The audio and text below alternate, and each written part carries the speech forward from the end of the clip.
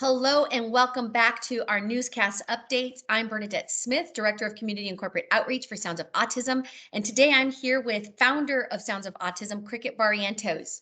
I wanted to share our mission. Our mission is to integrate families and children of autism back into society through love and support. The love of our mission is our families, and the support of our mission is everybody else: service providers, community leaders, educators, first responders. You didn't see us in June and July because we went what you would call dark. We weren't in our office because we were taking a break. We are going to be taking a break because we are educators, so we are on the same schedule that schools are now. But we are back. And a lot of you may not know that in 2021, we started a new initiative. Our initiative is called Unified Responder Community. What is a unified responder community? A unified responder community is a community that bridges the gaps with families. So many families don't know that they have so many amazing resources in their very own backyard. Families with children at risk, especially autism and different disabilities, they already have a big burden trying to get the services, trying to support their children. They don't need to be traveling from one end of the valley to the other. So what we do is we help to bridge those gaps with our resource centers in every city, and we started out here in the West Valley. Cricket, can you tell us what we're doing to unify these communities and these cities? Thank you, Bernadette. Yes, actually, thank you for doing this newscast update with us today. We are super excited to share with all of you our Unified Responder Community Phase 1, Step 1.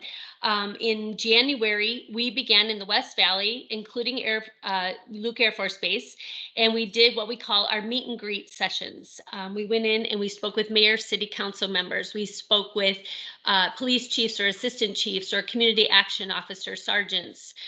We spoke with resource center leadership. We spoke with grant writers. We went in and just basically shared with everybody in the West Valley, including Luke Air Force Base, what our mission is and why we were doing it. We wanted the leaders to know, to ask for their blessing, to get behind what we were doing, to start truly unifying their community.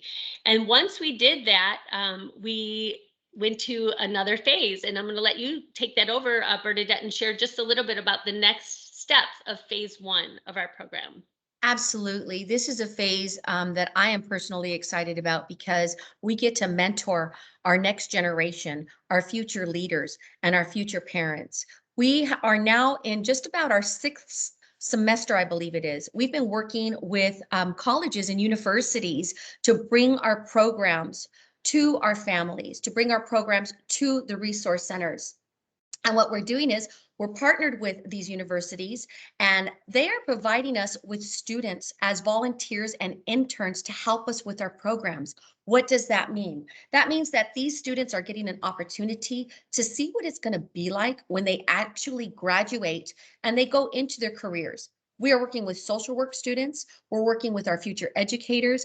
We're working with students that are going for their psychology major, even criminal justice. And this is really neat to us because we believe that increasing awareness is great, but increasing awareness with our future educators and future leaders is even better because they will know this information when they themselves become parents and when they themselves get out into the workforce to be able to share that information with others as well. It's also going to better prepare them. Think about all those educators, future educators, that are learning right now what autism looks like.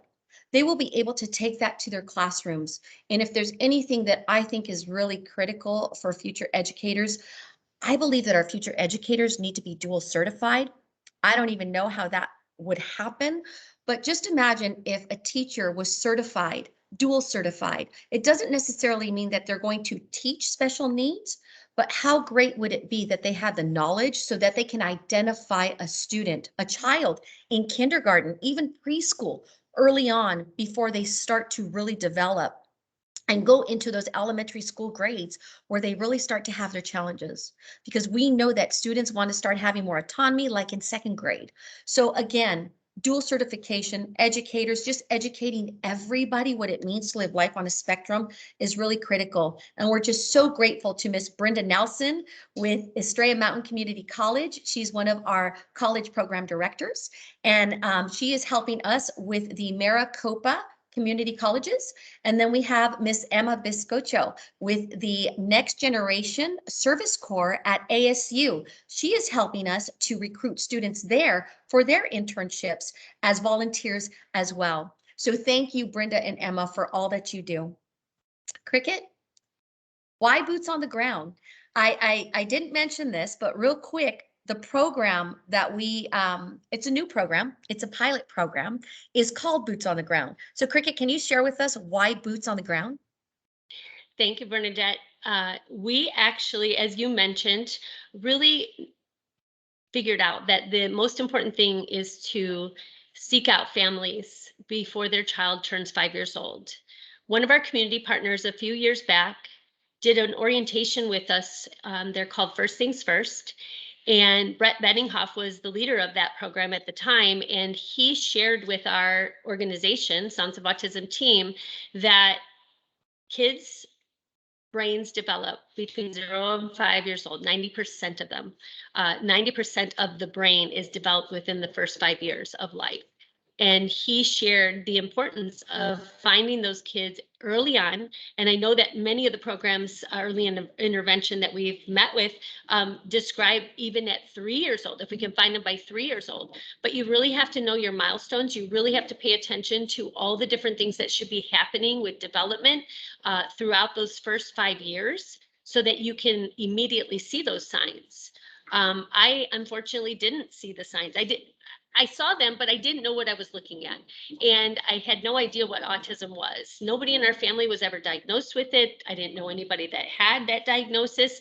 Even if I knew people that might have it, looking back today, at that time in Landon's life, I just knew that he was lining things up and he was flapping his hands and pacing back and forth and walking on his tippy toes and just, couldn't stand being in a room. He put his hands over his ears, couldn't listen to loud music, had texture issues with t-shirts and tags, couldn't put a t-shirt on with a tag, couldn't eat certain types of foods. He kept putting so much in his mouth that he would almost choke and he would spit it out and then re-eat it. I mean, there were just all these weird things happening. But until I actually put Landon into a preschool where the teachers could kind of see what Landon does versus all the other kids around him, they realized right away. And the way they approached me was, Mrs. Barrientos, can you please come into our office? And I'm thinking, oh my gosh, what did my kids do?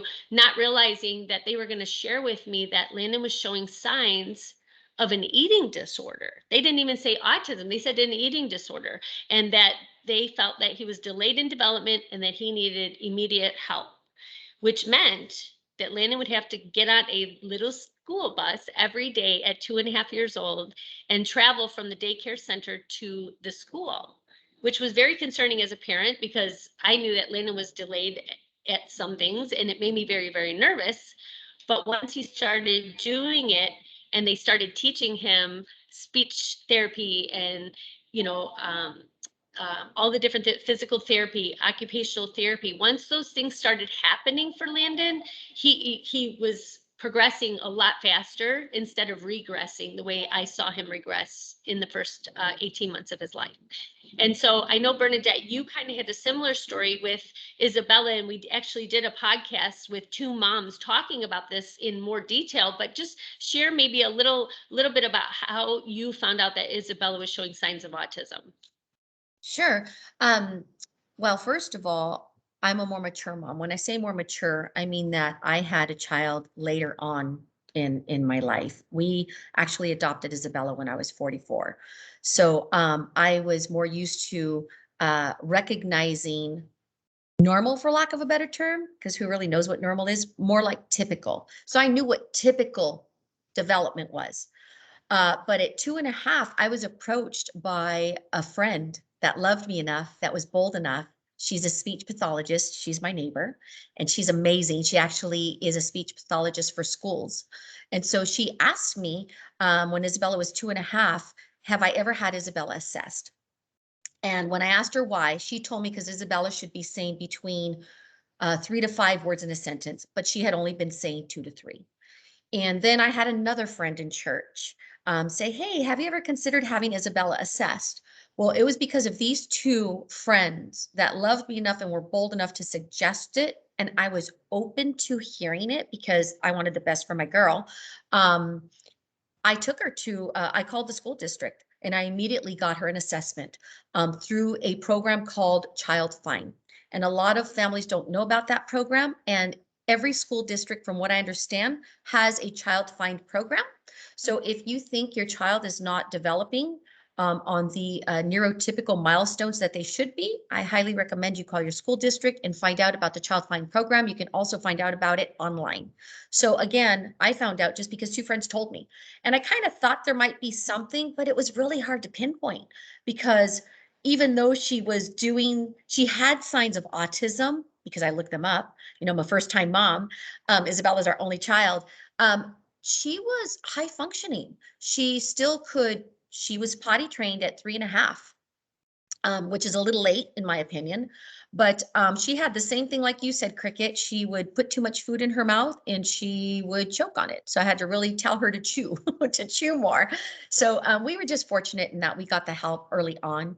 And like you said, Cricket, early intervention is key. And that's why I do what I do. That's why I joined hands with Sounds of Autism, because letting families know, helping families, advocating for families, and helping them find those resources that they need for their unique situation when they need it is critical for these families, because sometimes families give up. They're so tired of going through this daily. It's very tiring. I mean, our children need constant redirection, so it can be very wearing, and these families need all the support that they can get. And so here we are, supporting them to find those resources with Unified Responder Community, our 2021 initiative. So Bernadette, you had asked about why boots on the ground, and now that you heard both of our stories and just what we went through with our diagnosis process, and a lot of the misunderstandings and the stigmas and just everything that comes along with autism at the beginning stages, we realized that not only can we educate college students about our program to start empowering them with knowledge that they didn't have before about being aware as a parent when they become a parent. They're the next generation of parents and the next generation of leaders. Why it's important that we unify our community and include the population into the workforce. We're seeing a lot of these kids in this population not getting jobs. 90%, as a matter of fact, in the state of Arizona, it's been reported that 90% cannot retain jobs or get a job. And now with everything happening, that'll probably even grow even more, which is crazy to me.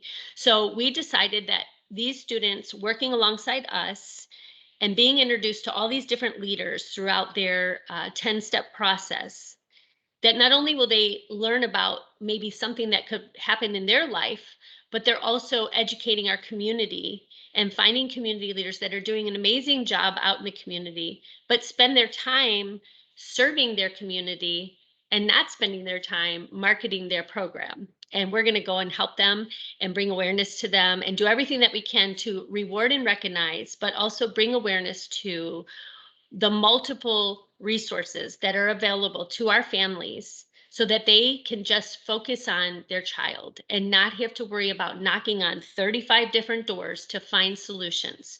And we will be here and supported by the over 600 community leaders and members that we've made relationships with over the last 10 years to help support us. We have a lot of things coming our way, and we would love to share all of that with you in the next segment of our newscast update.